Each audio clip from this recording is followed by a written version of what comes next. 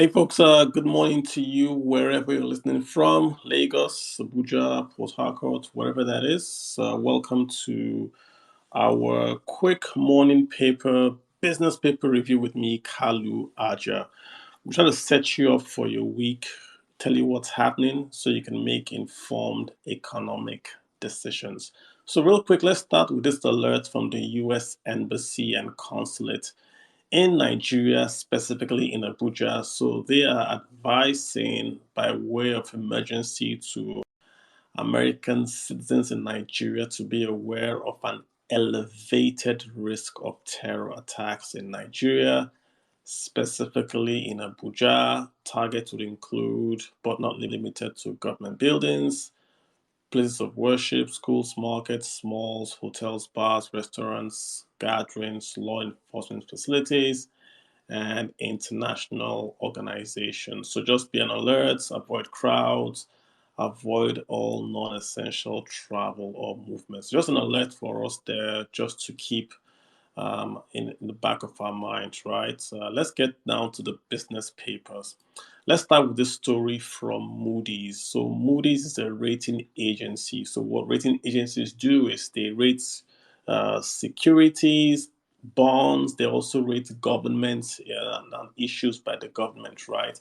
So Moody's is one of the major rating agencies in the world, and the headline is from Moody's themselves.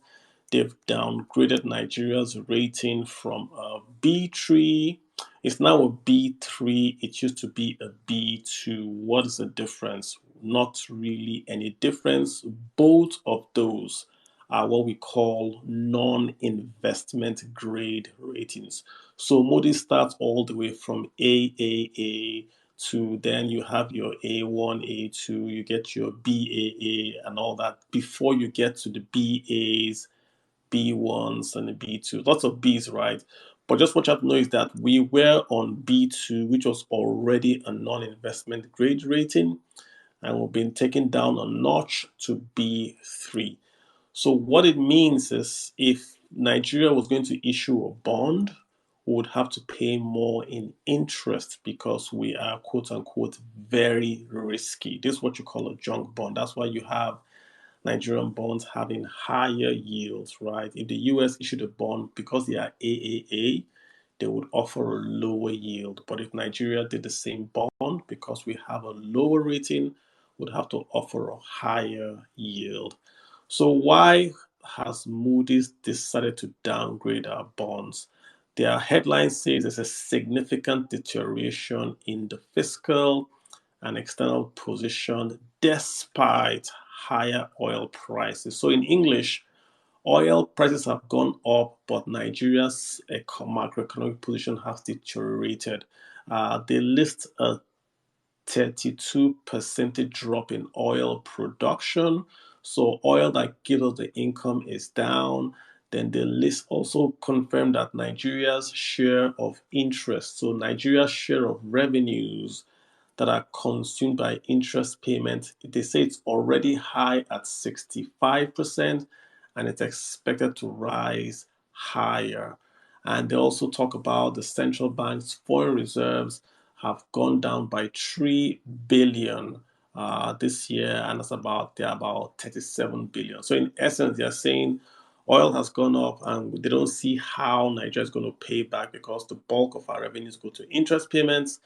The central bank has not really got a lot of ammunition in terms of foreign reserves because their reserves are falling. Hence, they believe there's an escalated risk of Nigeria not paying. Hence, they are doing that downgrade. They've also put us on notice that they're also going to review this rating, and if it gets worse, they will do a further downgrade. So not good news because this is what goes around the world. So if you log into Bloomberg and you want to buy a Nigerian bond, you're going to see this rating right there. It just means that we'd have to borrow a lot more.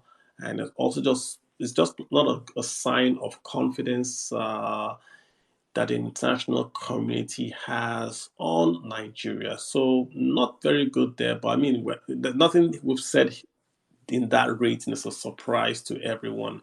I think this is just the formality of making it like hey, this is, you guys are not doing a good job. Turn around and do a good job, and probably will give you guys a higher rating. So we have the review coming up. Let's keep our fingers crossed. The next headline is here: the federal government subsidy spending to hit 11 trillion in 2023. This is from the Punch. The story is the same. They're saying, give or take, we've already spent 6.88 trillion. So for this spend 6.88 trillion, and that for this year we are on tune to hit. So for next year we're going to hit about 11 trillion based on this report. Let's see. I mean, the figures just keep on going up. In 2015, we spent 216 billion, right? In 2016, we just spent 99 billion. Then it went back up to 141 billion in 2017. Then in 2018, 722 billion. What happened from 2017 to 2018? By 2017, we only spent 141 billion. But by 2018, it had gone up to about 722 billion. 2019, 578 billion, and 2020, about 134 billion. This reflects, of course, the price of crude oil. So if crude oil goes up, the subsidy payments also go up because we are importing the PMS, which is, of course, based or derived from crude oil. So that's where you have this wide variations. Not that demand rises or falls, but the price of crude oil is essentially going up. NNPC's report is saying that as at 2021, we had spent about 1.43 trillion already, and that from January to August this year, just January to August, we've spent about 2.56 trillion. So that's what we spent on subsidy. I mean, what I'll just say is imagine what 2.56 trillion could have done to the Nigerian economy if we had taken that money and invested in ASU, education, healthcare, roads, even paid back our debt. Imagine if we took this money and we paid back our principal. So I get the argument. We say this all the time, every day. We get the argument that yes, if you make fuel expensive, people are going to suffer. But if you also pay this subsidy, people also suffer because the opportunity cost of this fuel subsidy is not really the cost of this subsidy, but the cost of not having roads and hospitals and all that. So the cost of you having cheap fuel is you not having infrastructure and the insecurity we see. So not good is the same story we hear all the time with the fuel subsidy payments, and you just wonder who is going to have the balls, should we say, to take it off. The Tinubu's economic plan says he's going to take it off. He did not say when. So let's see what's going to happen with that. But it's the same story that says fuel subsidy is the figures are just this year alone 2.56 trillion. So not good whatsoever. Now let's go to this headline. It's from the Sun, and the Sun is saying that the federal government and the stakeholders want to audit the PMS consumption figures. Very, very convenient, don't you think so? I mean, we spent 7 years debating if the consumption we have locally of PMS is really what NNPC says it is. The customs, so what's his title now? The comptroller of customs has said it's false to the tune of almost 20 million liters. He said it's false reporting that the NNPC cannot track what they're bringing in, and we're paying for subsidy from what the ships record that has come in. But that stuff comes in and it leaves Nigerian borders. So essentially, we're subsidizing West Africa and not Nigeria. That's what the NNPC Comptroller General said, and I agree with him completely. I think a better model is to pay the subsidy at the pumps in Nigeria. Use a combination of NIN enabled phone, BVN, to an e-Naira. So you tag your car to your phone and you convert your Naira to e-Naira. And if you pay that way, you pay a subsidized price at the pump. If we did it that way, it will cut out the folks getting the subsidies outside Nigeria because they don't have an NIN phone, nor can they get e-naira. So that would reduce the corruption a lot. There are many ways we can drop that expenditure, but they want to audit this 7 months, so 7 years into after paying that. So hey, go for it. Let's hope that that audit will reduce the cost as well. All right, guys, I don't know if this is good news or bad news, but the cable is reporting that the NCC is going to issue two more 5G licenses. They are reserving a price of about 273 million each for those licenses. If you recall, guys, the NCC also did an auction last year for 5G, and MTN and a local company called Mafab won those licenses. MTN has started their fifth generation networks in the country, but Mafab has requested for an extension till December, which was granted to them.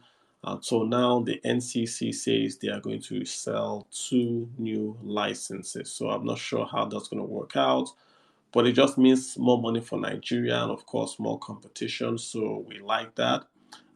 We like that. I mean, if it comes in, good. Other news, guys, are just basic news. China has finished their the one that concerns us, right? China has concluded their Congress. President Xi is going to remain in power for 5 more years. Their GDP report came out. It was positive, bigger than expected. So oil prices have been shaky because of China. Maybe China was going to go into recession and all. But now it looks like it's going to stabilize a bit, which is good news for Nigeria. We want the oil prices a bit higher, right? Even though we do pay subsidies, we do get those revenues when oil prices are higher. So that's really it for us. All right, guys, not a lot in the papers today. It's a slow work day. Just to close out by saying that, I don't know if you guys have heard that UAE, Dubai, did restrict all Nigerian visas. So if you were trying to go to Dubai to do anything, it's going to get a lot tougher for you. I don't know the reason why they've been doing this back off and on, but now I think it's all visas issued from Nigeria or on a Nigerian passport is now restricted from entering the country of the United Arab Emirates. Let's see how that plays out. All right, guys, let me see if we have any guy that wants to speak. I got Tinubu here that wants to speak. We've got about 10 minutes. Mr. Tinubu, how are you doing, sir?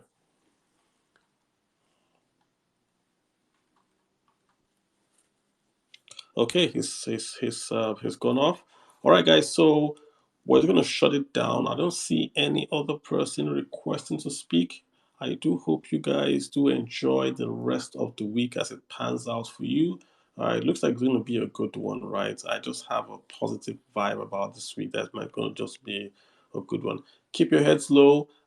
Just our condolences to all those that have lost lives and properties with the flood that is happening. Go out of your way and see how you can help people that have lost stuff in the floods. Cash donations are always best, right? If your church or your place of worship is doing something for the guys that the floods, do try to contribute. If they are not, please make them contribute. Help out. It's been a devastating flood, and the government really isn't doing much about it. So whatever you do would be a big help. All right, guys, on that note, I'll let you guys go. Do enjoy your week, and I'll see you guys or you folks same time if we're going to have news tomorrow. Otherwise, I'll see you guys on Saturday. Have a good one, and bye.